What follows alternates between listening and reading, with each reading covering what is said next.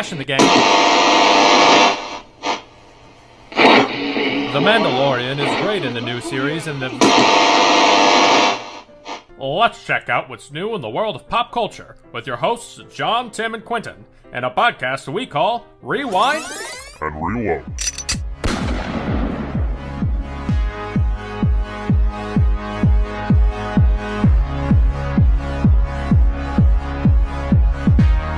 Hey everybody, we're back with episode 22 of Rewind and Reload.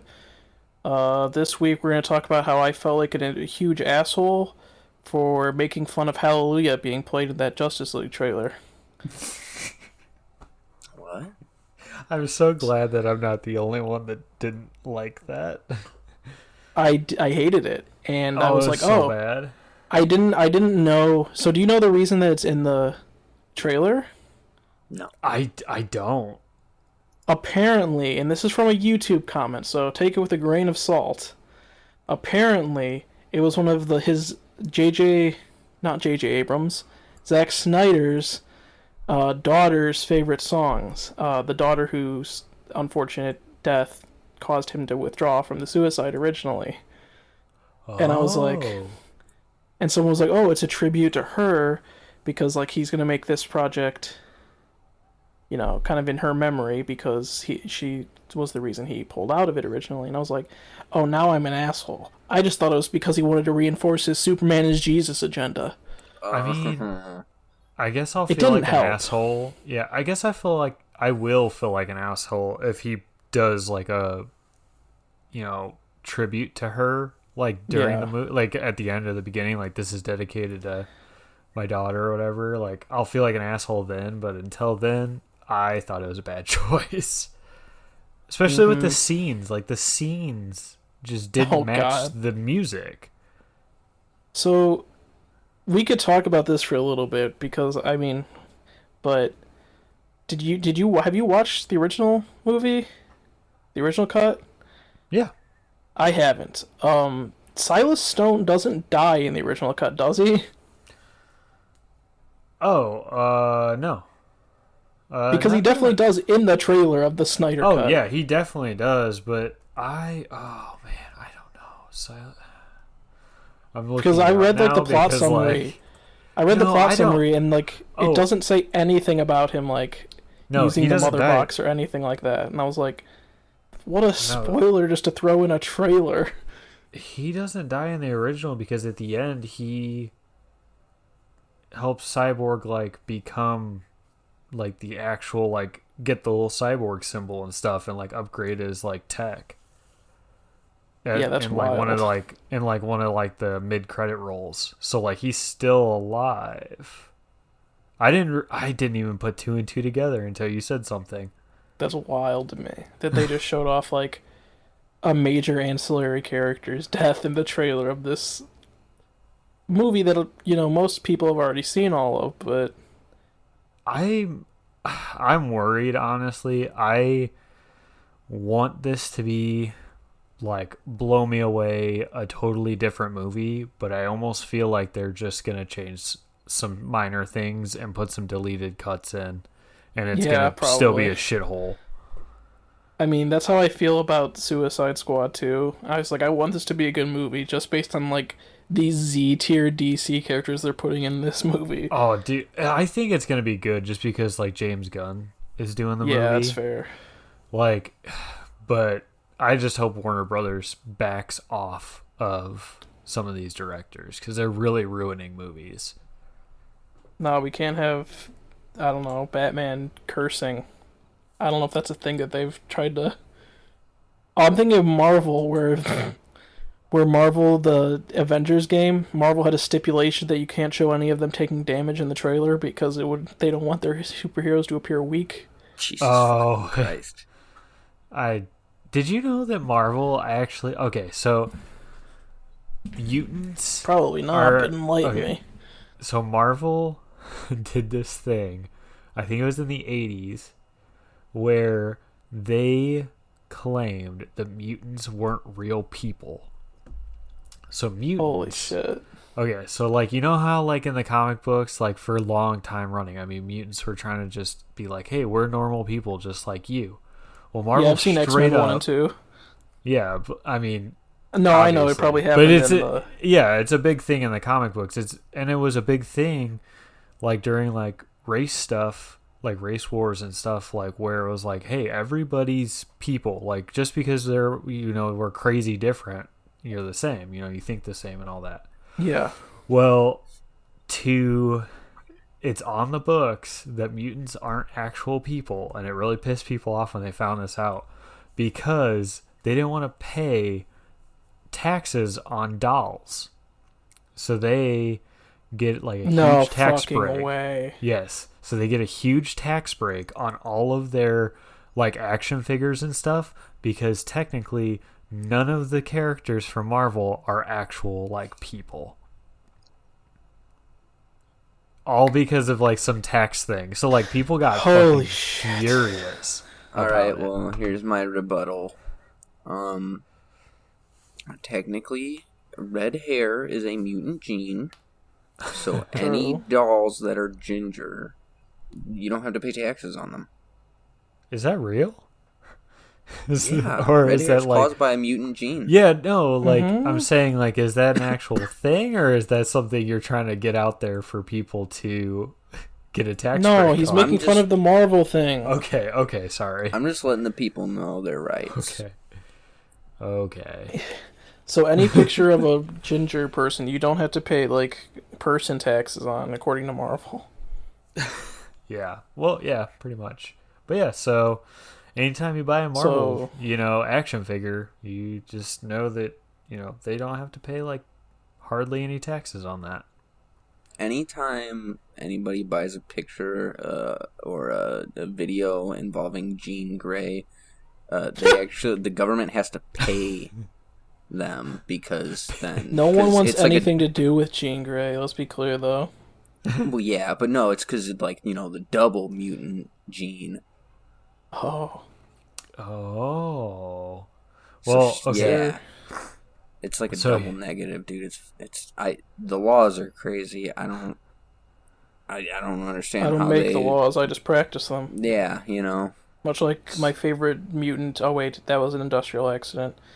I was gonna say Daredevil, but well, I think technically, like they consider like all Marvel characters to be mutants in some way or another for their tax break. Okay. But this is their rebuttal for people getting upset about it. Like they were like, "Well, our characters are more than human." Fuck off. And it's like, okay, really, guys? So that's why they invented like Rocket Raccoon. I'm assuming, yeah. I don't. Other characters who were just like anthropomorphized animals. And they're like, see, not people. They haven't made the smartest decisions.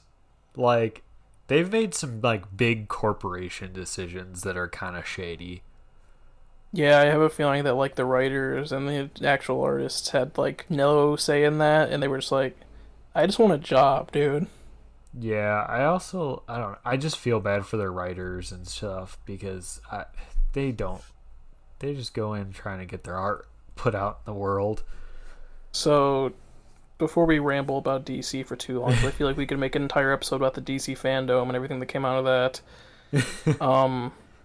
Quinn, how was your week?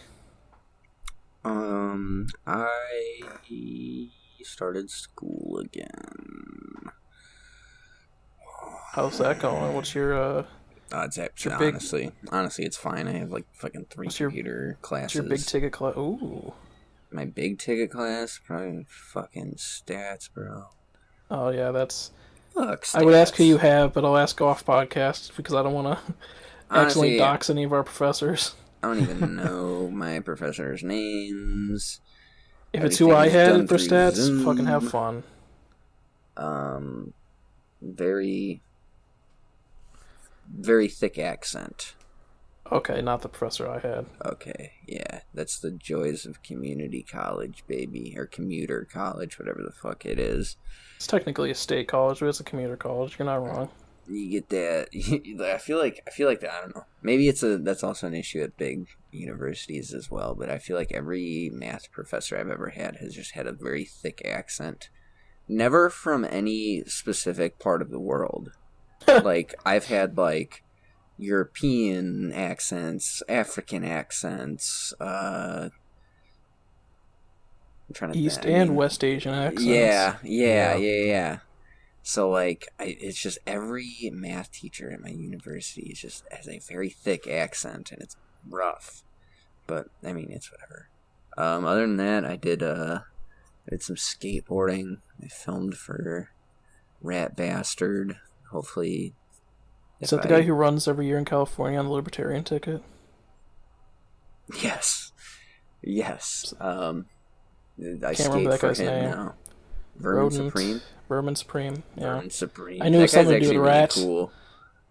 I like him, but that's besides the point. So, yeah, check that out. It's like a clothing company I ride for. So that's really all I did. Hell yeah. That's it. I live a boring life. I skateboard and do my school. So our recommendations are up at the top, but I think we're going to save those for later. Am I doing I can do my recommendation. You want a recommendation? I don't care if we want to do it now or later. I'll just fucking get it out of the way, dude. Alright. I don't remember if I've recommended The Garden before. It's this like it sounds like a horror movie I'd be into. No, it's actually a two-piece band. What are the two pieces? Two twin brothers, actually.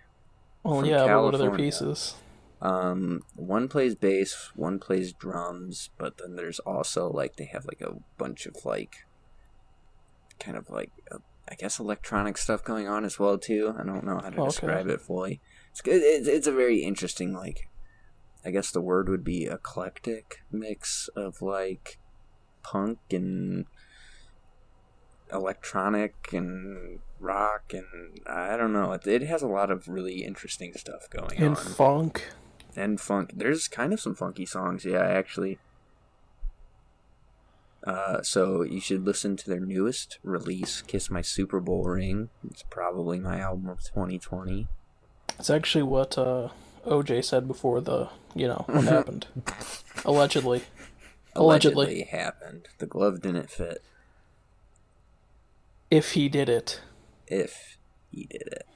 I hope one day I can commit such a heinous... I hope one day I can commit such a heinous crime that I can write an autobiography. Heinous and get off on it, to be clear. Yeah. Did you get... Not sexually, but legally. Not to, like, derail real quick, but I've... Oh. Did you hear about...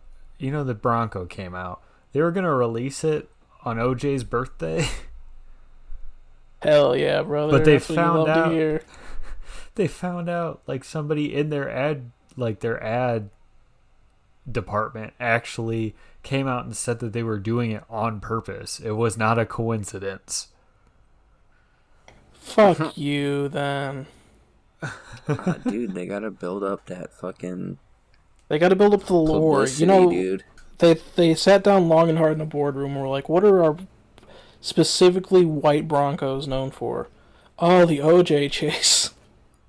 Dude, real talk though, the Bronco is a mean-looking machine. Dude, I love the Bronco. The new ones, I'm not a huge fan of, but the old ones, I would love to get a Bronco. Yeah, one of those like boxy ass Broncos. Yeah, fuck. Yeah. That's besides the point, though. Yeah, sorry for the derail, but no, I was yeah, but. Like I was saying, I hope one day I can commit such a heinous crime and I get off on illegally and just write an autobiography called If I Did It. Like my idol. What up, Twitter world? Didn't kill my wife. Clough didn't fit. I got a lot to say. I forgot that's the fucking first thing he said. Yeah. Anyway, real quick, John, how was your week? Busy, and but it was good. Didn't really do a whole lot because I joined the fire station here in La Crosse, so my week was mostly training and stuff. I did get to... You're a firefighter now. Please, our 0.1 Argentinian listeners will not know where that is, so it's okay. Yeah. But yeah. We have some... I don't know if people are using VPNs, We have some strange analytics now. We do. We really do. But I did get a chance. I watched Birds of Prey, and I actually would recommend it. I know a lot of people were kind of hating on it, but it's like a really good... I thought it was really good. The editing was just not great. All over the place. It was very, very all over the place. There were scenes where they would have fit better other places, but yeah. But yeah, that was my week. So my week mainly consisted of sleeping and watching Star Trek reruns on BBC. I'm going to recommend a movie called Host. It is a Shudder exclusive, I think, right now. So have fun paying for $5 a month just to see this movie like I did. Actually, I think I got a free trial that I had to cancel before the month is up. I wish I watched more on Shudder, but I don't have time. And I do have the time, but I have better things to watch than C-tier horror movies that came out in 1978. So the premise of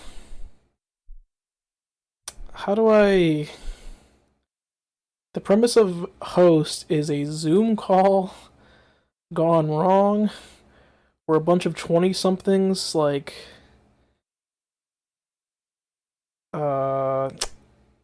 host a Zoom call, but it's a seance, and things go about as well as you would expect from that setup. Oh, dude, I should try to do that with people. Dude, I would love to try. Let's honestly. do it on here. We could do we could live stream it on Twitch or something. Yeah. I mean, Zoom all right. Ouija session. I'm always down for some ghosts and gerblins. Always. If we were to do a Zoom Ouija session, who would the spirit possess? Because we're not whoever all had the Ouija. Do we all have separate planchettes? Yeah. All of us then, I guess. So would we all summon separate demons? That, or it could be Unfriended and they could possess the technology. Dude, I don't want to talk about Unfriended again. I don't either. I just wanted to bring it up that because movie, that's a stupid premise. My favorite scene is where the chunky dude stuffs his hand in the blender that's established really early because he likes to make salsa. Yeah. That was the worst case of foreshadowing ever. And it's you can tell the blender's not on. They just put some fake blood in. He's going you can't see this visual bit I'm doing, but he's holding the blender with one hand, and then the hand that's inside of it, he's just shaking it up and down. He's ah, and you can just then he dies. That movie sucks. And he's just dead from that. The only thing worse than that was the guy that went and got a fucking gun to kill a ghost. Holy shit, I forgot about that. And he just turned it around. I forgot. And blew his own brains out. I'm pretty sure everyone in that movie shows off how they will die early on in the movie. That guy's just showing off his gun at one point, I'm pretty sure. Yeah, it's bad. Someone opened a lip book and they were like, "What's foreshadowing? Okay, let's use this in the movie and nothing else." They were like, "Oh, Chekhov's gun, we got to include that somehow." If we show these objects, they got to come back later to kill these stupid teens. Or I don't know if they probably were teens, 20-somethings. I don't know. It's a horror movie. They're all stupid teens. So before we get into our topic this week, though, we're going to go for an ad break for a few seconds. And then we'll be back.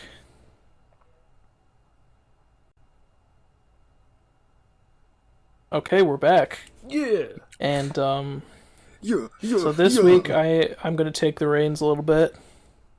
The metaphorical, metaphysical reins. The reins are my penis. Papa Tim in the building. And we're going to talk about I would consider a master of horror. Pretty sure my voice just broke, but that's alright. No one cares about that. No one cares about my almost 25-year-old ass still going through puberty. Oh yeah, your birthday's coming. We're going to talk about a master of J horror. Junji Ito. So how, like, just not before I get into like the research I have, like, what did you guys know about him before we, like, his work or stuff like that before we actually sat down to do this episode? I remember in high school when I decided to read all of Naruto, I stumbled across Uzumaki, thinking it had something to, like, it was some Naruto spinoff or something, and oh boy was I wrong. But that was kind of, I guess, my introduction. I didn't finish it when I was younger. I remember starting it and just being like, this is not what I thought it was going to be. It's also super off-putting for, like, someone who's, I guess, used to normal manga. Yeah. Because it's written left to right, which is super odd. But yeah, that was his early style, and then it changed. That was also, like, when I, like, really first started getting back into it, and I was used to, like, fucking Naruto and One Piece and shit like that. So, like, going from, like, that to, like, something super jarring, like Junji was... Oh, yeah, it threw me off. It was a bit hard. I don't remember what I'd been reading beforehand. Probably, like, My Hero, or... I'm trying to think of what I'm reading right now. Beastars. Like, going from those, like, right to left and then back, I was like, what the fuck is going on? This is drawn like an anime, but this isn't, or a manga, but this isn't formatted like one. Yeah. And then it fucks me up sometimes when I read comic books. Oh, yeah. Like, I read comic books like manga, and I'm just like, wait, fuck, no, that's not It definitely doesn't help me because the app I use to read all of that is just like a third-party app that I got. And I read comics through it, too. So, like, it just keeps throwing me off. Do you think... Like, I'll try reading Batman right to left, and I'm like, nope, gotta switch.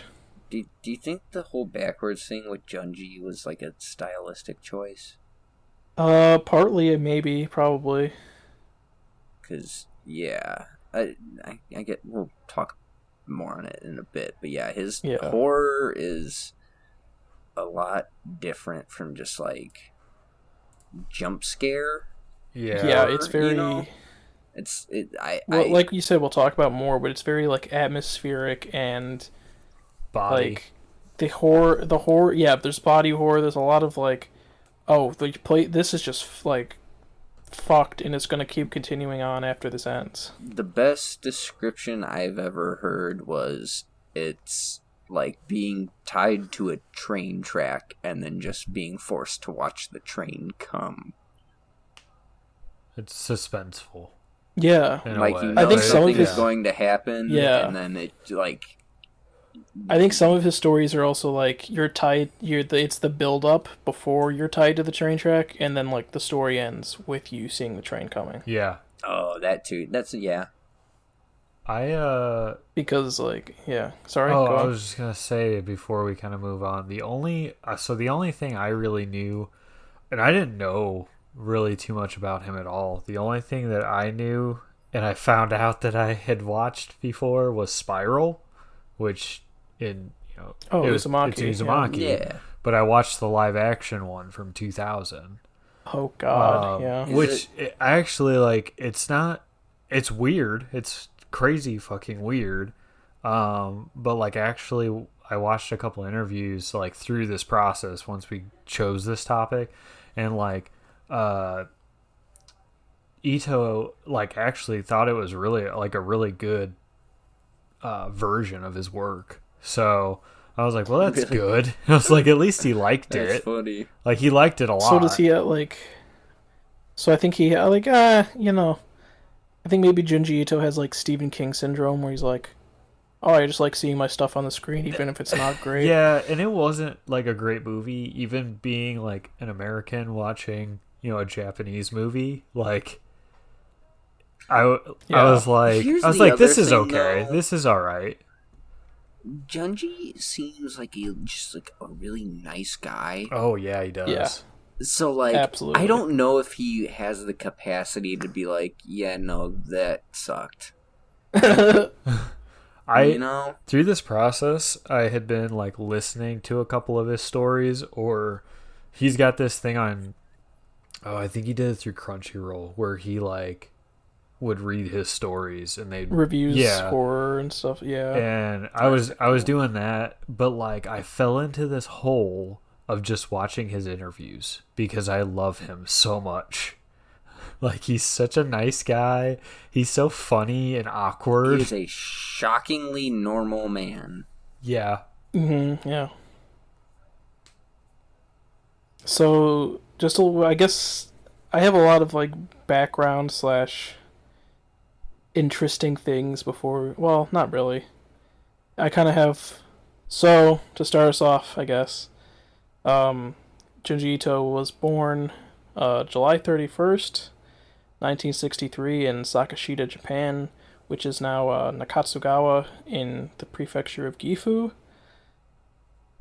He began reading horror stories from Kazuo Umeza and Shinichi Koga in secondhand magazines that he stole from his sisters. So that's kind of like... Yeah. Umeza will be an important figure in just a little bit. Just you wait. He comes up multiple times. So the biggest thing that I remember reading is like his first scary like thing that he remembers outside of like real horror was his fucking bathroom in his childhood home. I don't know if you guys like saw this or read about this before. Yeah. No, I hadn't. But it's like it was connected to the house via this underground tunnel, which is like I guess even kind of common than It's even worse than like an unfinished basement though. Like it's not even it's literally just like a fucking tunnel, like dirt. Which I guess is like from what I've read is like common in parts of rural Japan. They're just like, well, we'll just do it this way. Yeah, that's a thing for whatever reason. But it was filled. Normal? I don't remember. But the tunnel itself was filled. Probably the bathroom too was filled with these things called spider crickets, which I'd never seen before doing my research. Dude, they're freaky. I have a link to them in the thing, and they're the creepiest little fucks I've ever seen. Fucking terrifying. So like I can only mind bugs, but like that freaks me out. Yeah, same actually.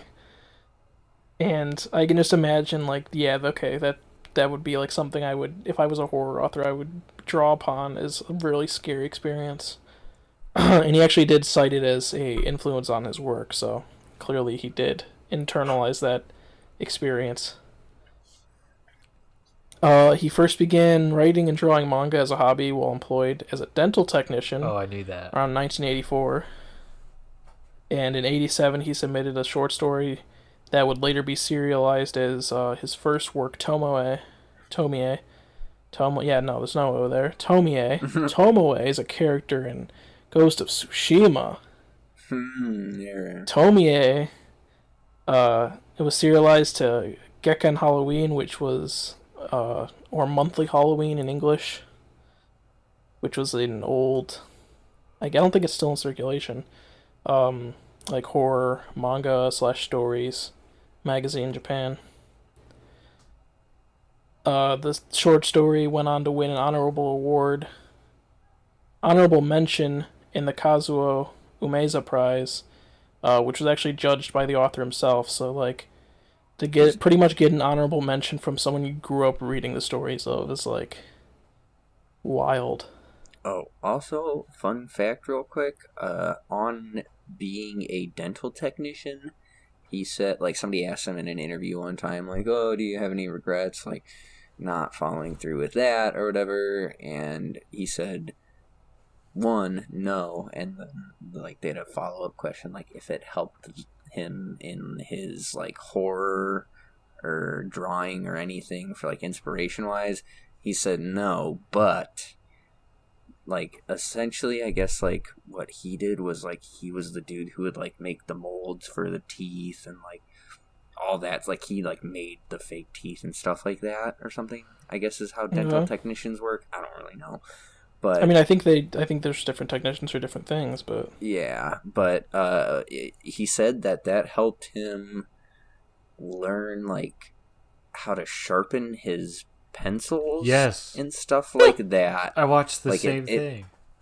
Yeah, like it helped him with his like drawing technique, but not any actual inspiration specifically, like for body horror or anything like that. Yeah, I watched that same interview. Yeah, he was saying that it taught him how to, like, I don't know, write, draw better because of how you have to hold the tools. So he holds it, like, he holds his pencils different than a lot of people do. Like, more like a tool. Oh, that's... Yeah, I didn't know that. That's actually... I'm glad you guys, like, found different things than I did, because I actually didn't know that. That's really wild and interesting. Yeah. Because, that was one thing I was wondering about, too. Because, like, that was, like, actually, I wasn't sure how, like, mangaka artists are viewed in Japan versus, like if that is a less noble profession than, say, like, a more traditional job, like dentistry, you know, in, like, the health field. So, like, from what I can understand, it seems like it's held in the same regard, kind of. Like, it's not, like, anything that is, like, looked down upon. Yeah.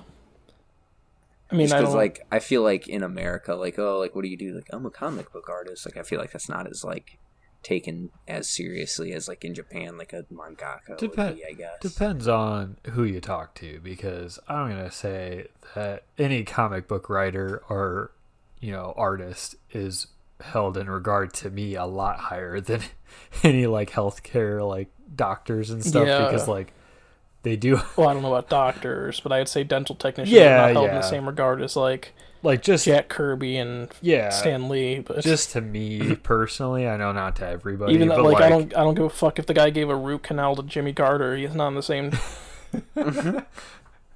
Yeah, no, but yeah. Anyways, but yeah, generally here, I feel like, you know, you see people with more like mainstream jobs, and it's better. But I mean, yeah, quote unquote.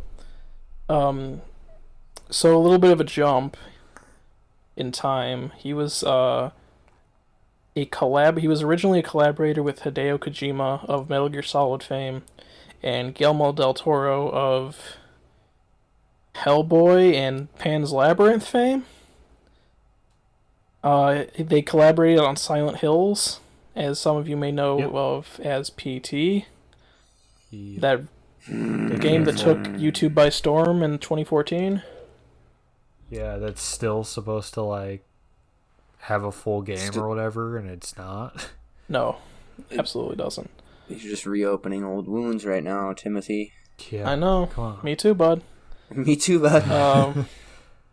But Konami canceled that project because they and Kojima had a falling out and said, all right. And Kojima left the company shortly after. But Ito was still featured as an in-game model, the engineer in Kojima's next project with Sony, Death Stranding. So that was an interesting... Yeah, there's a picture on the side if you guys want to look at that, but I didn't realize it at first, and then I was looking at the IMDb for a different character, and I was like, wait a minute, Junji Ito's in this game? I mean, and like I went looking, and I was like, there he is. That's he obviously doesn't talk because the game. I don't think he does in the Japanese version either. But yeah, no, he just lent his likeness to this character. That's awesome. Which is really interesting and cool, I think. I mean, Guillermo del Toro did too, but he had a huge part with the speaking role and everything. So in 2019, Ito received a Will Eisner Comic Industry Award for his manga adaptation of Mary Shelley's Frankenstein, of all things. Which I didn't know he'd done. But I heard about that. But I think he, like... Didn't he do that without fully knowing the full story of Frankenstein or something crazy like that? I'm not sure. That'd be funny if he did. Yeah, it was something weird. Something weird like that. I remember reading into it, but I should have... taken better notes. But yeah, like... No, me too. Absolutely. There was, like, something weird about... And then, like, he, like, figured out that, like, his adaptation kind of, like, ended up, like, following along the same path. And he's like, oh, cool.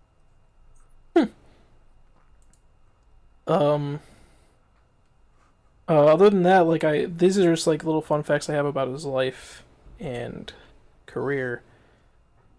He's also married to a children's picture book artist, and has 2 children. They have a cat manga together. Yeah, they do. They do. I talk about it later. Oh, that's great.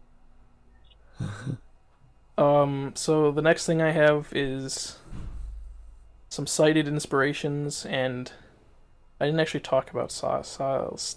Holy shit. I swear to God, I can speak English. Can you? And his Well, style, which I don't know. Today. Which I don't know. Which I don't know if I really wrote too much about his style specifically. But I think between the 3 of us, we have some stuff to talk about, I guess. So one of his main ones that I have up front is H.P. Lovecraft, as he's cited as an inspiration. You know, love or hate hate Lovecraft. He's still a huge influence on the horror subgenre. Whatever. I have my issues with H.P. Lovecraft. But... So do I, bud. Considering I just learned that he wrote a very racist poem. I'm not gonna get super into it. If you want to know what we're talking about, just do some Google searches and decide for yourself if you want to separate yourself from, or separate the art from the artist. Me personally, I can't. But that's besides the point. I think too, with the H.P. Lovecraft thing, I think like I hate. Yeah, I don't like him, but like it's hard to not acknowledge that a lot of his work was such an inspiration for like a lot of the horror we know today. So it's like hard not to at least acknowledge his work, but I don't want to acknowledge him. Just appreciate the stuff that it inspired, and fair enough. That's a good way to look at it. So, random fact about H.P. Lovecraft that has nothing to do with his systemic racism. Did you guys know that there's no video or audio recordings of the man whatsoever? I did hear that. I didn't know if it was true or not, but I did hear that. Because I kind of went into an H.P. Lovecraft hole for a while, like reading a lot of his work and like audiobooks. And yeah, I heard that, and I just kind of didn't research it too much. I tried to, when I was doing research for this, I got curious. And I tried to look, and it's just like all I could find was like this guy trying to like do what he'd, because there's like written interviews with him where people described like his speaking and his mannerisms, and there was a guy trying to like do the New England accent, like with mimic them, like mannerisms, mimic his voice, but I was like, oh, this isn't him, but the video title would lead you to believe it is, but then in the description it says, oh, this is just my interpretation of this, and this, and I was like, wait, is there not any recordings whatsoever? And I tried to look, and there's like none. Huh. Which is, for someone who I think was around in the 1910s, radio was around at that point, so... He was very isolated and kind of weird about things like that, though, from what I understand. And so I wonder if he... And he was like into some like weird dark art shit, too, so I don't know. He probably just had a dumb voice, and he probably knew it, and he was like, I don't want people to hear this voice and be able to make fun of me in the future. His voice was Guilford Gottfried's, but he wasn't a comedian, so he couldn't get away with it. But worse. I mean, it's almost, worse. If the imitation is anything to go by, he does have like a very, not high pitch, but higher than normal pitch voice, and then on top of it, a very heavy New England accent, so...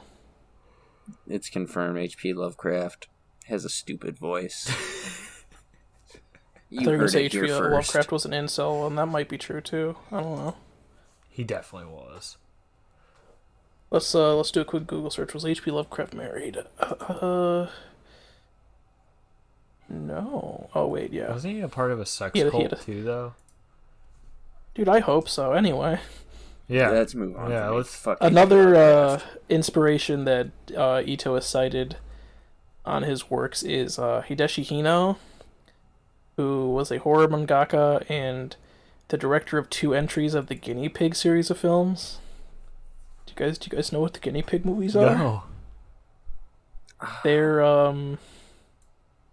like Japanese torture porn. Okay. Yeah.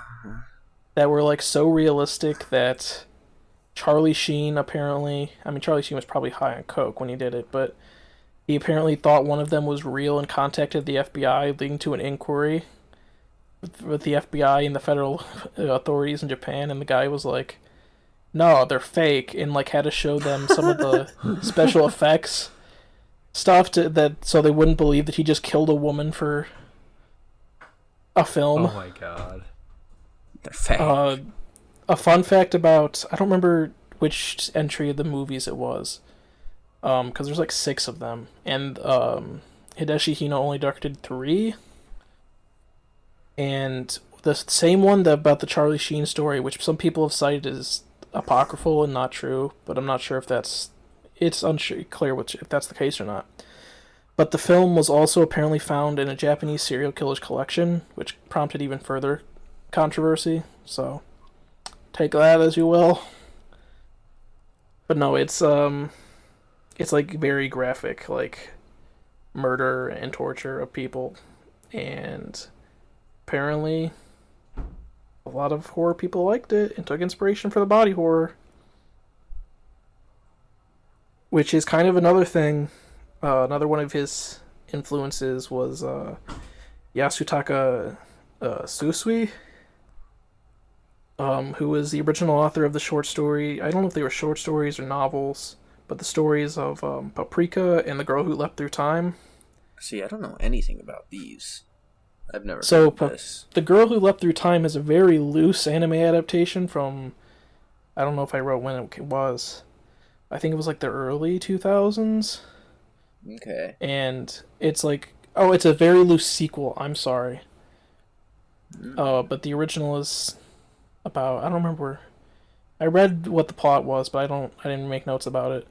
Paprika is like a very like trippy, weird like anime movie, which is apparently very loyal to the original story. But yeah, they were just like weird. I wish I would have done more research on them, honestly. But I've seen parts of Paprika, and it's just like weird body morphing stuff. But again, I guess just weird existential / body stuff that Junji Ito was like, hey, I like this. Hey, I like this. Or if he doesn't, I mean, maybe he doesn't like it, and that's the reason he uses it. I don't know.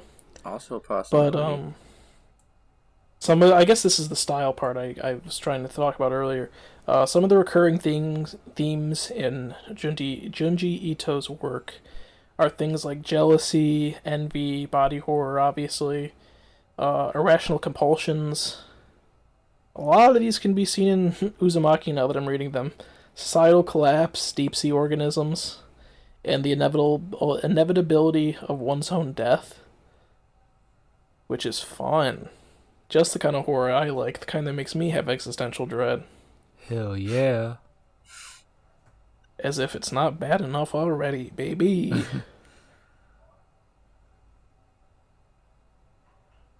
So yeah, like I said, a lot of those can actually be seen in Uzumaki itself. Like, jealousy, there's a chapter on that, I think. And, well, jealousy and envy are the same thing. Why did I write that down twice? I don't know. Body horror, irrational compulsions, definitely in there. Societal collapse, definitely in there.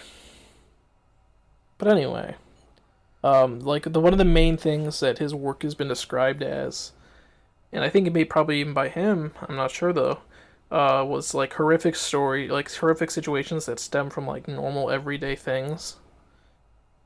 Like a lot of his stories are just like high school or college students like living everyday lives, and then they stumble into this bizarre, horrific world. Yeah, I think that's like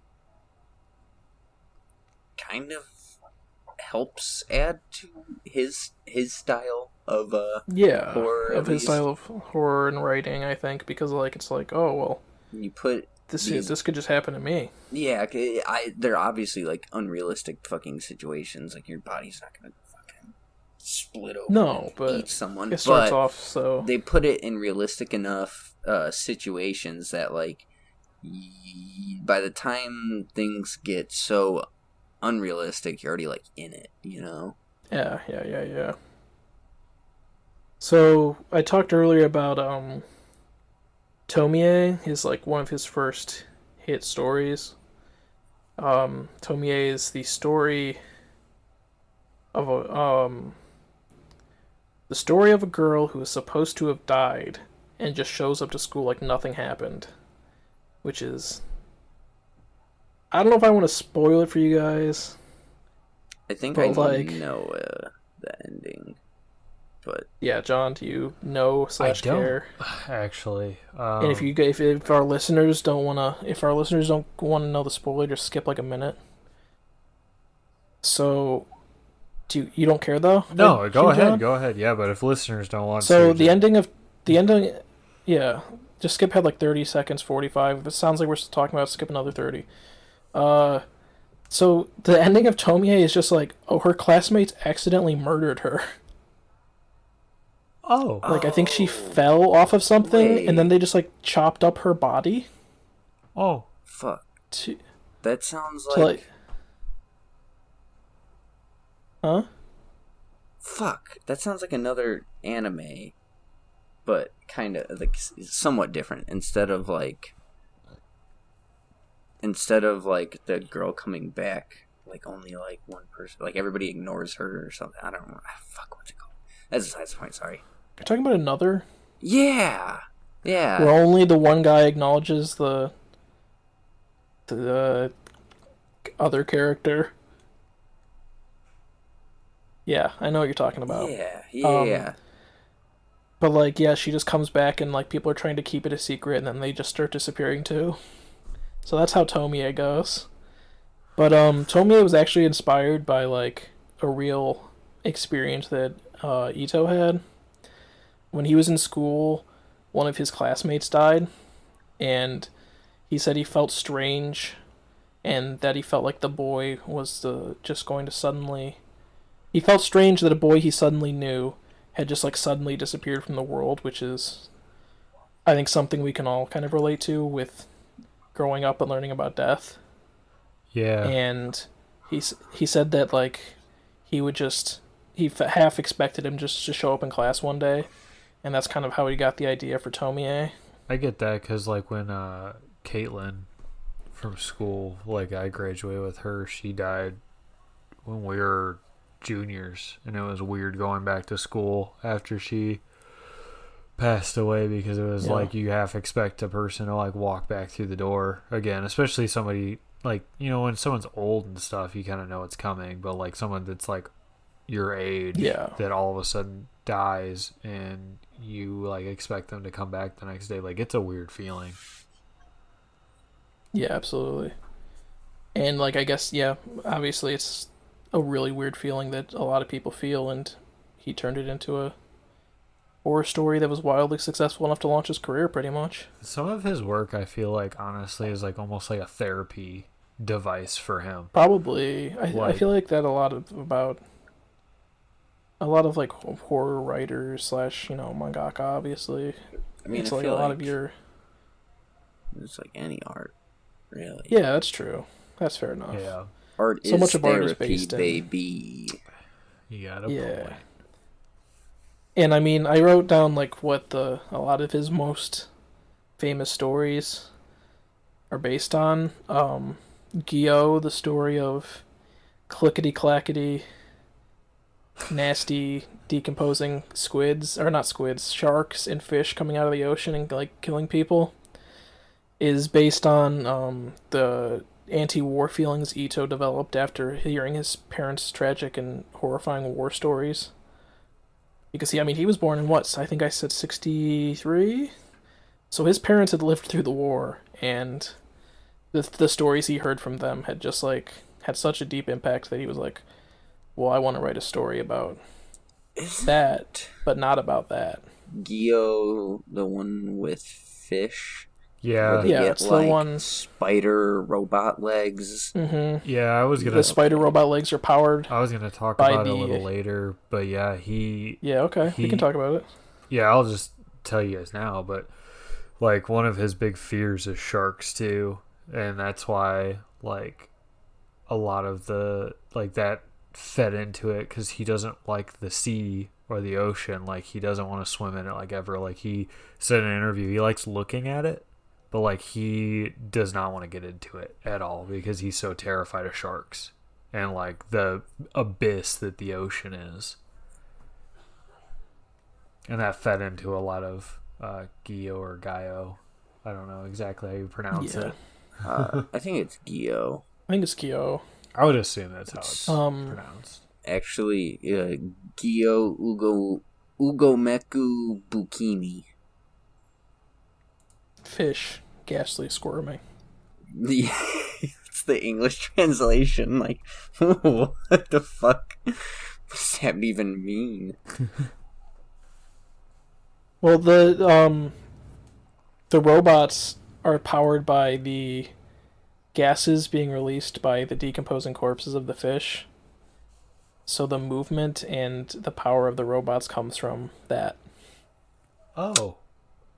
I didn't think about that. Yeah. No, that's like a main plot point in the Yeah. No, I story. knew that, but like I just like I didn't think about ghastly. Oh, that's fine. Well, I didn't think that ghastly was quite a pun. Like, Oh, it isn't Pokemon, but yeah, it I could don't think- be. Yeah, fine. So Don't question there's also Ito, the genius, the mind. the hanging balloons. I don't know if you get this. Is kind of an unfamiliar. Like, this one I haven't actually This read. I one's know about it fucked though. up, dude. I heard about this. It's one. fucking wild. Like, yeah. Talk about. Sorry. Oh, do you Oh have no, it's okay. what? So yeah, I mean, I can know- talk about it because I know the plot of it. Oh, okay. I was gonna say I know a little. I know enough about it that I could. Yeah. So the main premise of the hanging balloons is that there's like one day these balloons just show up and they're the heads of people in the town, and they just follow people trying to catch them with like pretty much a noose that hangs down from the balloon, and if they catch you, they drag you away. So it's pretty much Drifloon from Pokemon. And I don't remember if there's a like what the evil of the I don't think there is, because I think that's the horror of it, is that these balloons are just there. Yeah. There's no like people who made them. It's not like, you know, distinctly a paranormal thing. It's just like they're just there killing people. And then like they don't. It's not like there's like a resolution, if you will. Either. Yeah. It's not like they leave. It's just they're just there. It's just like that, and it's like, is this happening anywhere else? Or Or is think it just it's- this town? I think it's like the way it works too is like the balloons are like the shape of people's faces, and if you pop the balloon that's like your face or whatever, like you die. Like if you pop the balloon, I think that's the- right. And so you just have to constantly outrun your own death. yeah, exactly. Like So you I think can't that's the just be theme of like, it, haha, fuck this balloon, I'm gonna pop it. Because if you pop it, you just die. I think that's right. Yeah. So apparently that the hanging balloons is just based on a childhood dream, which is fucked up. Yeah, dude, I remember I had nightmares as a kid, but that's a fucked up nightmare, dude. Dude, all my nightmares were like I'm being chased by some unseen creature. Yeah, like, oh, there's some monsters. This balloon is my face, and it's going to take me to my death. And if I fight it, I will die. I mean, this is, you know, I say, ooh, I only had these dreams. This is from the person who was afraid to, like, take I took showers, don't get me wrong, but I was afraid to do it because I saw the Ring movie and watched that fucking girl come out of the drain. Oh, dude, yeah. There's some stupid shit like that for me as a child, but I can't think of anything specifically. But yeah, where it's just like, you see something in a horror movie and then you're just like, oh, fuck, I don't want to do it. Like, Yeah. I'm trying to think of same. another good example. I don't know, but yeah, dude, fuck. I'm pretty sure that Ring bullshit got me as a child too, where it's like, and you're just like, you don't even want to close your eyes because you're just like, fuck, I close my eyes, she's coming through the drain. Yep. So another non-horror work of Junji Ito's that we'll talk about a little bit. I think you guys want to talk about it. Yeah. Was Junji Ito's Cat Diary, Yonin It's awesome. A loosely autobiographical manga showing Ito's experience with cats and living with his then fiancée. The work is kind of a departure from Ito's style of drawing, as the cat, because usually he would draw cats as like really, scary cats, kind of like the stereotype of all their backs are hunched up and stuff like that. But in this, he was just like, nah, cats are cute now. Yeah, isn't it like there's like one cat that's like cute and one cat that's kind of like more rugged and raggedy? I'm pretty sure. Yeah. And like, in fact, like I think I read most of it. I don't remember. But like the humans are drawn more scary than the cats in this. Probably. So, I mean, it's just like a statement on like the innocence of animals or some shit. Probably. I mean, isn't it like actually like his cats too, or something like that? Yeah, it was his fiance or his now wife's two cats when they first started living together. Oh, okay, gotcha. And there's like chapters about his in-laws visiting and things like that.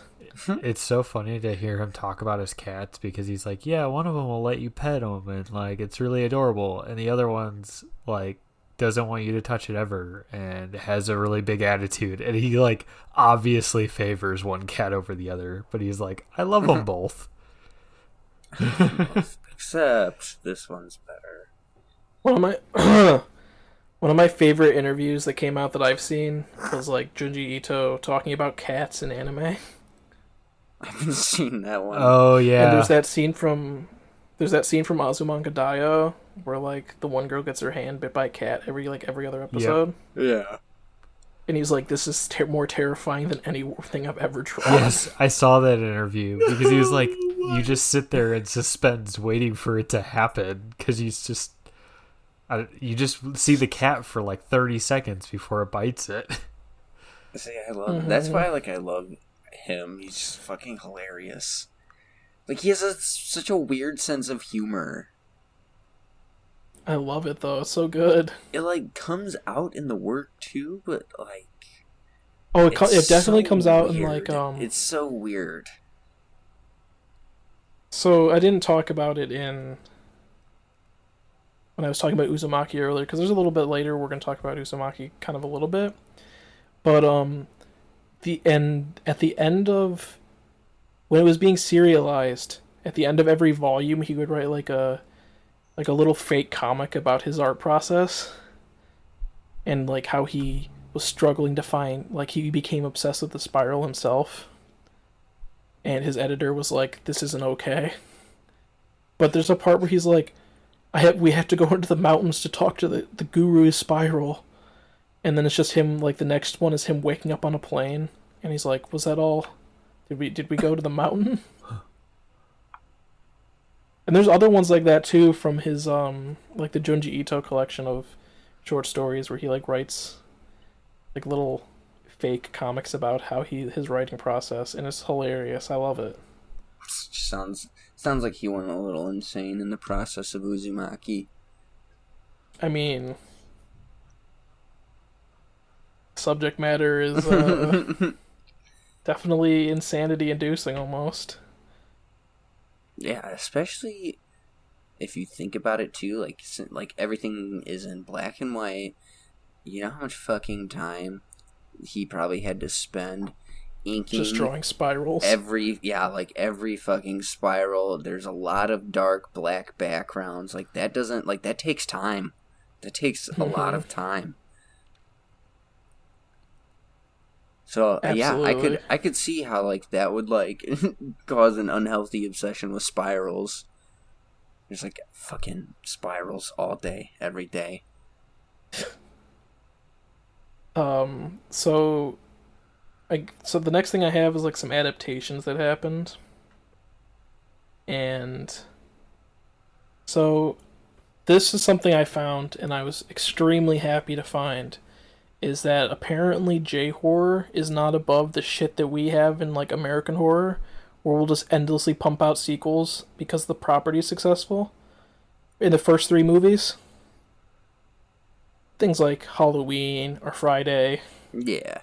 Or Nightmare, which is arguably only good in like the first 2 movies. So Tomie has a series of it was originally, I don't remember when the original one came out. I think in the 90s. But it has a series of schlocky horror sequels, which I love. And I don't think I need to pull these up real quick so I can give you guys a really brief overview. Aren't these movies less like the target audience is not so much horror fans, more so like teenage drama? Some of them are, correct. Some of them are like hardcore horror, or like psychological horror almost. Yeah, it's so confusing. Like it's all the same, like it's all the same property, but then some of the but nope, not all of the movies are even the same type of movie in the series. Wait, what? Yep. Like I'm all for genre bending, but like I don't know. Some of my favorites are I'll just read these off and give you guys a brief little plot overview. So we all know we talked about the overview of Tomie and how that ends, and then Tomie Rebirth, which is just a classic schlock horror title. I love it. This one's just kind of like an artist is painting his girlfriend and then kills her. Oh, it's kind of like the story. Oh, this is the reboot, I think. I think I don't remember. But he kills her and then his friend and him cut her up and then do some weird shit. Like, not weird shit, but they just bury her. And then, she comes back and her head grows on his neck. And it's just wild. And then, Tomie is this, almost... I'm trying to think of another example of this. It's like a spirit that inhabits people. And that's but kind of. It's just, it's weird. My favorite out of all of these, I think, is Tomie, the Final Chapter, Forbidden Fruit. Which is, a lesbian romance film. Hell yeah. Is it even the final chapter? No. I love it. What? So, it's just about this girl who becomes, quote-unquote, really good friends. And on the Wikipedia page, it even says, in parentheses, with heavy lesbian undertones. Oh, yeah, which, good for her. So they took But it's about a girl...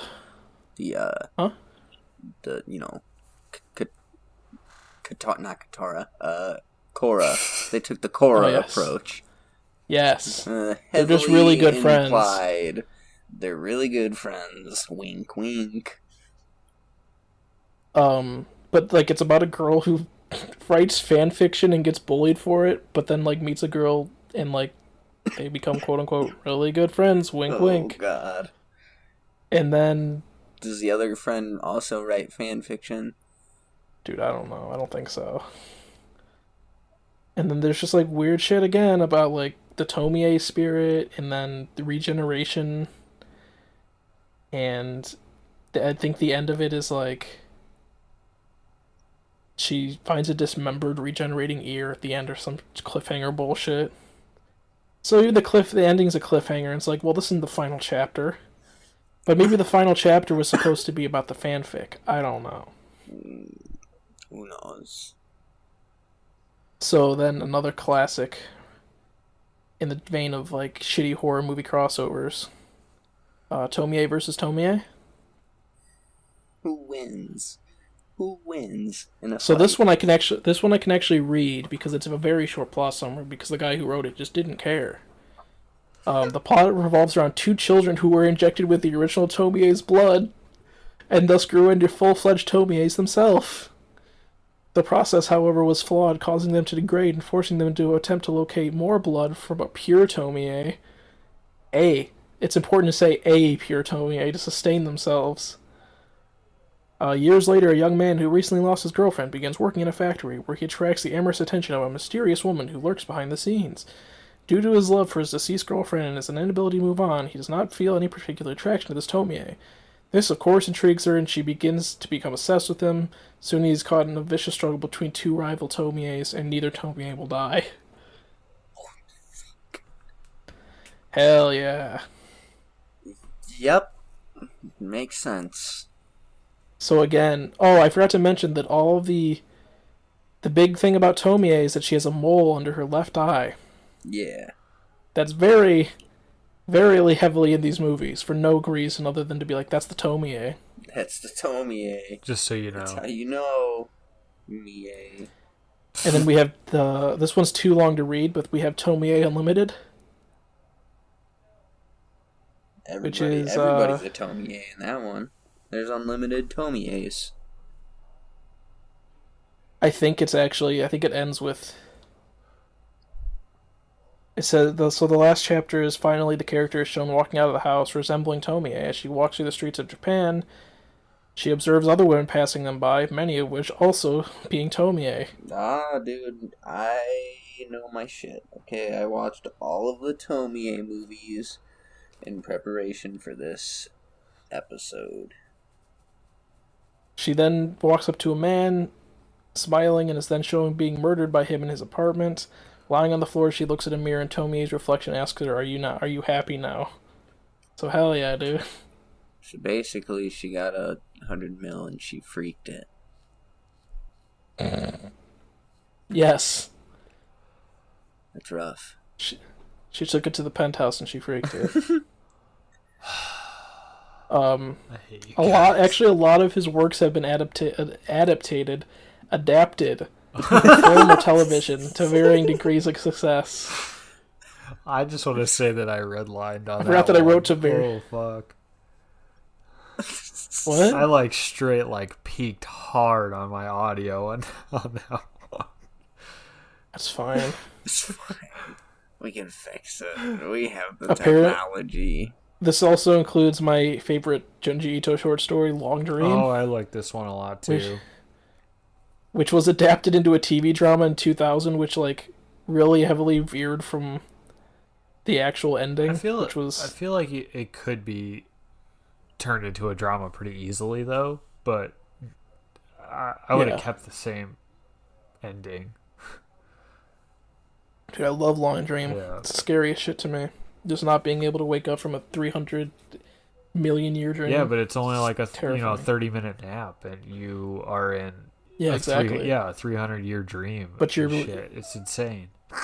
But you're aging for 300 years. Yeah, your body's aging, but no one else around you is. It's terrifying. Gyo was adapted, I think I watched it at one point fairly well by UFO Table. I think they actually made the new Demon Slayer anime. So, it's a good animation studio. And it was adapted as Gyo Tokyo Fish Attack. Which I guess is, fair. That does. Bit on the nose. That is what happens. The Junji Ito collection anime adaptation was, to me, a disappointment. I watched about half of it before I gave up on it. It was interesting to see some of the more obscure stories, animated and on screen, but a lot of the charm and horror of... Oh, sorry.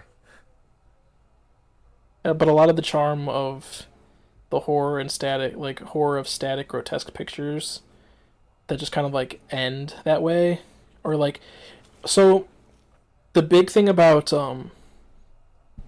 his writing style is he'll leave a cliffhanger on a page turn. So the horror will never be in the last page or the last panel of a page. It always happens when you have to turn the page. So you're in that suspense for those 2 seconds of you turning the page, then you see this really horrifying image, which is great. Except if you're reading on a phone, which I guess you're scrolling, so it still kind of works. But that doesn't work in a moving anime. No, not really. The biggest one I can think of is, I don't know if you guys know the story that he made about the supermodel. No. Where she's like, really, this is like everyone except one guy sees her as like this beautiful woman, but this one guy sees her as this like old, like weirdly contorted woman. And there's a scene of her like chasing him through the woods, which on paper is just, you know, you get the horror of her like standing as he's running away, because she doesn't have to be running, she can just, you know, move. But on the anime, she's like, they animate it so weirdly of like her running after him, and I was like, I don't like this. What were you saying about Oh, the Junji Ito his collection. feeling? He actually thought it was like a pretty well adapted. Like he actually watched the whole thing, and he had a little bit of say, like in who was gonna voice the characters. Oh, that's fair. And so he was saying that like he enjoyed it a lot, but I mean, I like going back to how you were saying earlier, like it could be the Stephen King situation where he just is like, oh, like people are like my work so much they want to make it, you know, into a movie or a TV show. Oh, my favorite thing. I don't know if this specifically is something he had a say in, but like the opening for it is like it goes from like this really like weird kind of like synthy sound, I think, to like hardcore J-rock, and I was like, wait, what the fuck? But a part of me thinks it's like, oh, that's just music that he likes, and they asked him like, what would your ideal song opening for this to be, and he was like, I think he got to pick the like sound technician, but yeah, I'm not 100% sure on that. That would have to be fact checked. So someone fact check that for me. I think that's probably true. Uzumaki, The Story of a Town Obsessed with Spirals, has a 4-episode series in the works. It was announced at 2019 Crunchyroll Expo. The series is being co-produced by Adult Swim's in-house production studio, William Street. And I think this is great. Absolutely. I remember they released like a teaser for it years ago, even before it was announced, I think, where it's just like kind of animated panels. I don't remember who did it, but I remember seeing it on Adult Swim, I think. And I would say my only minor concern is that 4 episodes seems kind of short for a 20-ish chapter manga. Yeah. But admittedly, there are a lot of like kind of not random stories. They all kind of build to a big crescendo, but there are a lot of like inconsequential stories that happen in the manga that can kind of be trimmed out. They're not really essential. They're creepy and weird. Like the story about the mothers who are turned into mosquitoes and use blood to feed their newborn babies is weird, but I can see it being trimmed out. Which is fine. But if you guys don't want to wait for that 4-episode series, you could always watch the 2000 Uzumaki and be I'm pretty sure there's kind of disappointed. There's an animated one too. Yeah. Yeah, I think there's an animated one there too. There is. I think it's old. No, I think it is too. That's the problem. So I think you guys had some extra stuff that I I had a couple things. I found a pretty interesting interview where they kind of just went through and asked him some questions on like what he's scared of. So I already kind of covered the shark thing. So caves he's really scared of because of like all the tight spaces. I didn't even bring up Amigara Falls. That makes sense. Yeah, so like he doesn't really like the tight spaces and like the possibility of getting stuck or, you know, you're in complete darkness. Wow, it's almost like both of us have that fear too. Yeah. I was about to say. I was gonna say he's awesome. At least I am. I think you are as well, John. Aren't you claustrophobic? John definitely has that issue. Yeah, I have the fear. I'm not like claustrophobic. It's more so that like I have the fear of like being trapped where I can't move. So like once I can't move like my limbs and stuff, I start freaking out like bad. But like I could be in like small spaces. That doesn't bother me that much as long as I can move around. Okay, so the next thing I have is ghosts. So he said that when he was younger, he used to look up these pictures, like these old timey pictures that they would take, you know, with like the big flash and like the light bulb blowing, you know. Oh fuck, like I don't even know what that was called. It wasn't like a proper photograph. But anyways, apparently it's like a lithograph. No, not a lithograph. A lithograph is like a print of an art yeah, piece. but anyways, supposedly that type of way of taking a picture could also capture ghosts in the background. And he would look at them, and so the interviewer's like, well, what if you saw a real ghost, like, next to you? And you go, I would just die. And the interviewer's like, that's it? He goes, yeah, that's it. Like, he was very short and to the point. He's like, I die. And then obviously, you know, one of the big things in his manga is like body horror and stuff.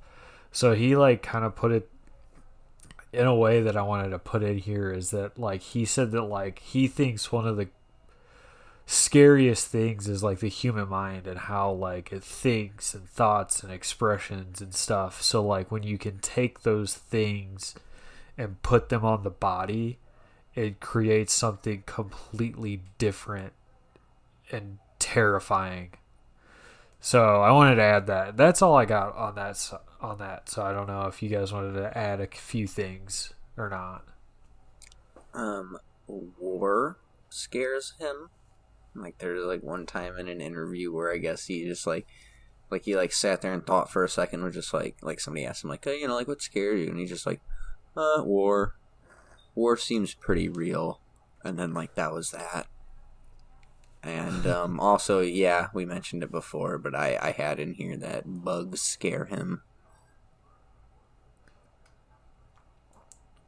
Sweet. I mean, I can definitely see why, considering those fucking little freaks of nature. Yeah, dude, those spider crickets. Yeah, like Yeah. those don't. Let's hide an image of the spider crickets in like the fourth picture for the Instagram post. Oh, I will. Hell yeah. People need to know. People need to see. I'll crop it into another picture and post it so it's just like kind of in there. Do like a Where's Waldo? Where's the Spidey cricket? Just no. See that I can make it, but just make a video that's just a still frame, but it's like the sound of a spider cricket. Ooh.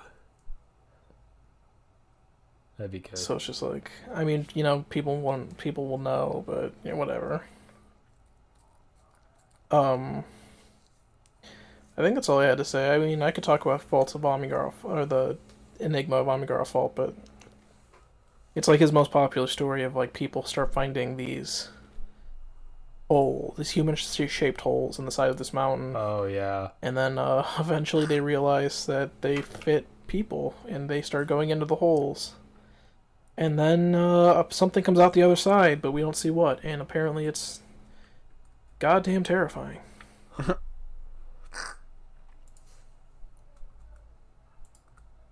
So, I think we have I think that's it. What did you guys think about? I think we kind of talked about it before, like what you guys knew or thought about, but after we've talked about it now. Yeah, I guess really all I have left to say is I was very like going into this, I was like really excited to like try to learn as much as I could about like Junji himself, because I'm like, yo, this dude makes some wild shit.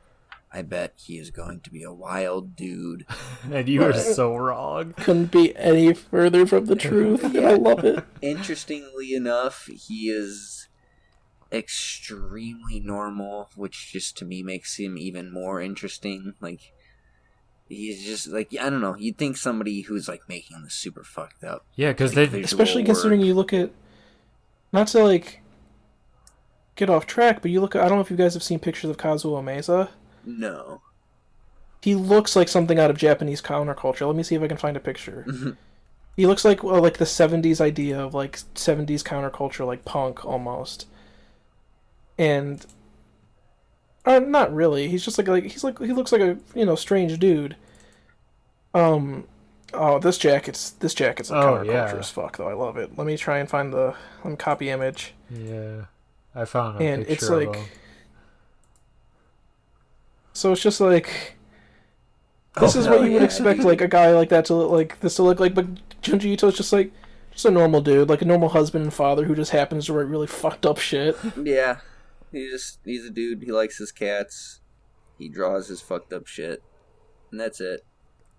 I think maybe I was thinking of the other guy. Who's the Hideshi Hino. Let me just see if I can find a picture of him if he was who I was thinking of. While you're finding that, I was just gonna say real quick that like how Clint was trying to find out about a bunch about him. I tried to split my time really well just because I wanted to read some of his short stories at least, and also learn about him. And I'm so glad that I did because I got a good mold of the author and the work, and I love all of it, and I want to keep reading so bad.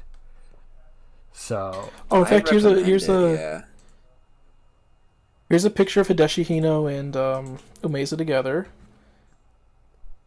One of them straight out Naruto, bro. I was about to say one is literally wearing like a Naruto headband. Yep, that's Hideshi Hino. I love it. So weird. I love it. I like how the other Kazu, I'm assuming, is wearing stripes in both pictures. It's Umeza, yeah. Yes. He's wearing stripes in almost every picture I can find of him. I think he likes stripes. Which is, I guess, his thing. Yeah. My dude likes stripes. Okay. It's his thing. Awesome. Yeah. So for me personally, I knew a lot about kind of the stories themselves. I didn't know a lot about the person behind the stories. Really going into this, I knew a little bit, but that was kind of really interesting to me. Is just to learn more about him, like you guys said. Yeah. What inspires him? What makes him tick? I'm just glad we did this episode because it got me looking into stuff that normally I wouldn't. I would have an excuse not to look at. I'd be like, I'll look at it next week, and I never get around to it. So, it gave me a really good excuse to actually dig into this, like I've been wanting to. Fair enough, dudes. Awesome. So, do we have, any last-minute stuff before we do plugs and not recommendations, because we already did that? I don't think so. I think I got nothing, no. Cool. So, let's just go down the list here. Quinn, what do you got to plug? My Twitter is at Gondola Driver. If you go to ratbastardsupplyco.com for some reason, you're like, I'm going to buy some clothes. If you put in promo code BOXWINE, I make money. So please do that if you want to buy some clothes. They make pretty cool clothes. I know I'll go get some stuff here pretty soon. It's pretty cool. They just released boards, or they're doing pre-orders. I need to get a board for skateboards. I just follow Tony Hawk and Quentin, and that gives me all my skateboarding needs. That's all you need. Me and Tony Hawk, we are until I can finally play Tony Hawk's Pro Skater 1 and 2. Oh yeah, the remastered. Cause that's coming out pretty sometime soon. Next month. Yeah, I think next month. Yeah. I think I've already talked about my Instagram. It's Hot Pink Waffles. If you want to look at me make shitty Simpsons vaporwave memes. Tim, that's literally all I post on that account. Tim always says they're shitty. I am a fan of them. I think they're quality. Do you legitimately think they're good? No bullshit? No I love the I stuff might you be post. a little biased. I might be a little biased just because I love The Simpsons. That's fair. But I enjoy them. I thought you were going to say it's because I'm your best friend, but that's fine. Well, I mean that too. I mean, obviously, that's just like an implied thing. Like, oh yeah, obviously, fair enough. you have to support your friend's work, like no matter what they're doing. Work the 20 minutes that I put in on like Pixar. That's work. Damn I like go on Pixar and it's like vaporwave stickers, and I just throw some shit on there. I put a filter on it. And it's like, this is sad. But yeah, no. Besides, like obviously, just implied like if you're friends with somebody, you have to support what they do. Come on. But yeah, no. I like The Simpsons too, so that makes me enjoy it a little. It's bit very more. difficult. I've been finding it difficult lately to find like good pictures that I haven't used because like all the sad Bart pictures, like there's only like 3 of them, but there's like more. But there's like 3 good ones. Have you used any of Nelson from the episode of him and Lisa when they broke up? No, but I will now. And there you go. Season 9. I'll use the one I'm pretty sure there's one of like Ralph crying too from like when he was dating Lisa. Oh yeah, that was the Valentine's Day episode. I choose you. Other than that shitty Instagram account, which I will always self-deprecate on it. You can follow me on Letterboxd. My username is Timmy C. My most recent, I didn't really write a review for it, I should have. My most recent, I'll write it live. My most recent review was 2 stars for the movie Ad Astra starring Brad Pitt. Just call it Boring Dads in Space. Iron Fist. I don't know why I said thumb. Iron Fist. If you're not dropping cinematic bangers, Tim is not rating your shit more than 2 stars. Dude. No, okay, so here's the way my rating system goes. I don't know if I've broken it down. 1 star, I would, like, barely recommend it. I would have a hard time recommending it to anyone who isn't, like, on board for a really shitty movie. 2 stars, I would recommend it as a funny, good, bad movie. Like a bad review movie. 3 star. Well, what? Like something you can watch to make fun of. Yeah, something you can watch to make fun of, or like maybe it's kind of boring, but it has an interesting premise, like Ad Astra. 3 stars, kind of just average. Like you'll probably, maybe you'll like it, maybe you won't.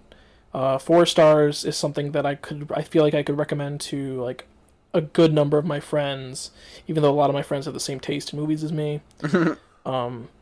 Like, I could recommend it to, like, a good number of people, and a good number of people would still enjoy it. And 5 stars is a movie that I think everyone should see, and I think one of the only movies I've given 5 stars is Bong Joon-ho's Parasite from last year, which was fantastic.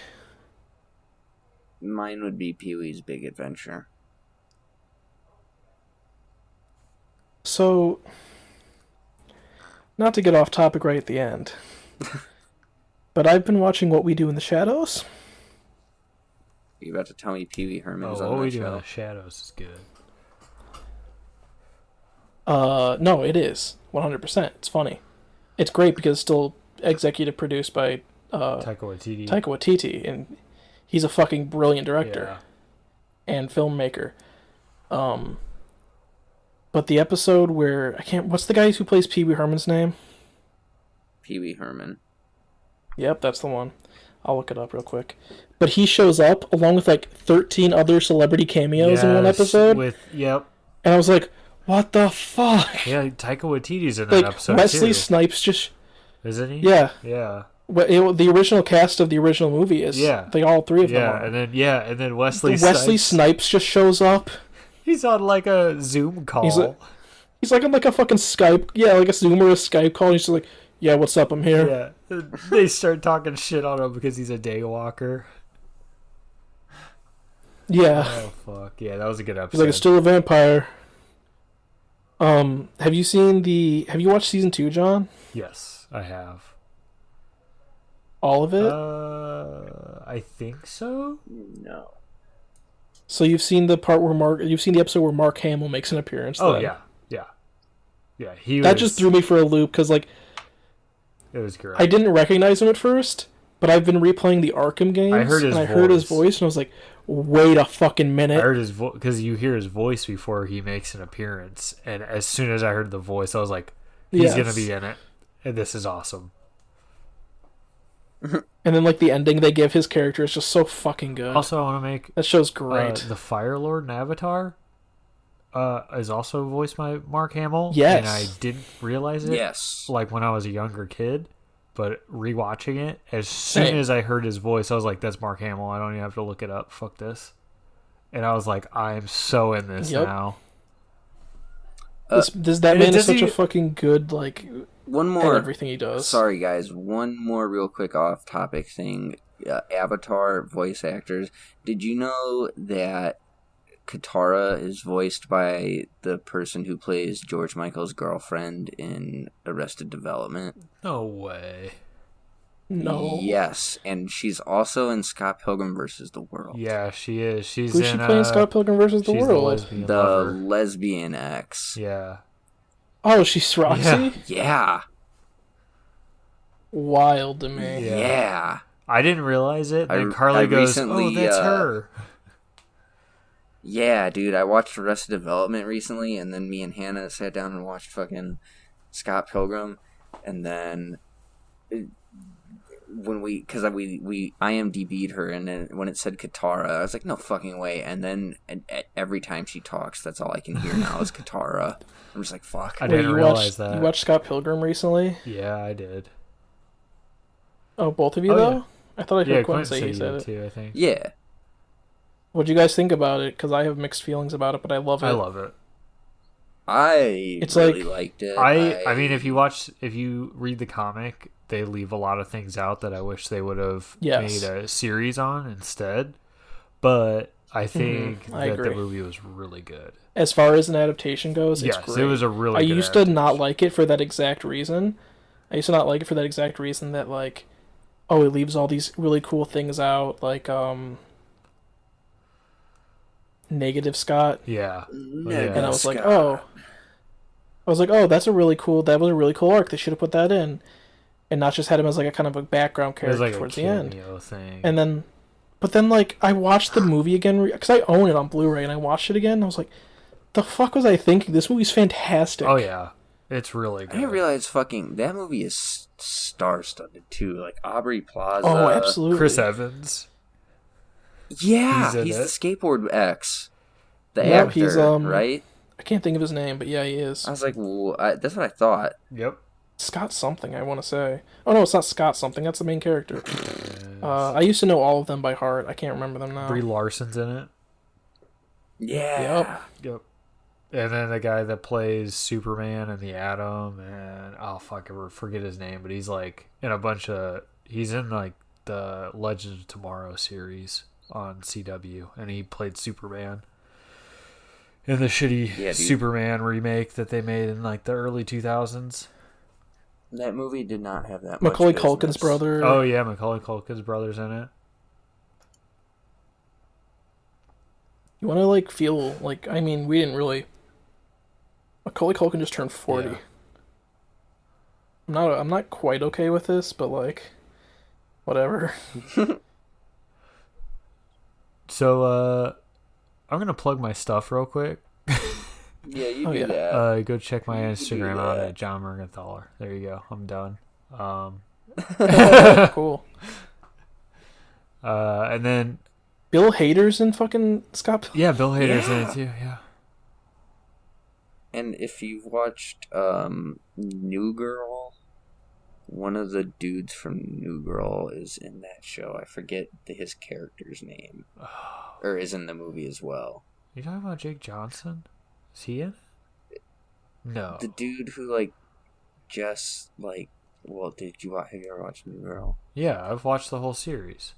Okay, so yeah, the one dude that Jess dates and nobody really knows anything about it, and then they go to his house and he's like a fucking millionaire. Oh, the doctor guy.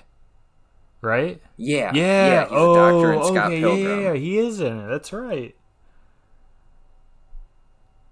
I forgot that. Oh my god. Yeah. Yeah, they have a lot of people in that movie. Holy shit. For a low budget movie. And then also Arrested Development. It's okay. Anyways. We're done. We're done. Yeah. Anyways, go check. It lost money though. Yeah, it did. This is officially an IMDb sponsored podcast now. Yeah, no shit. Okay, anyways. I wish. Go check us out on Instagram at rewind_reload_pod and email us if we fucked up or if you guys want us to cover any topics. It's rewind and reload podcast all spelled out at gmail.com. If we fucked up, actually don't email us because I'm in an emotional state right now and I don't know if I could handle that kind of a toxicity. Okay, if me and Tim fucked up, let's I mean, I'll probably cry too, but it's fine. Just do it. Just do it. Just give it to me. Yep. Alright, bye-bye everybody. Bye. Goodbye, boys.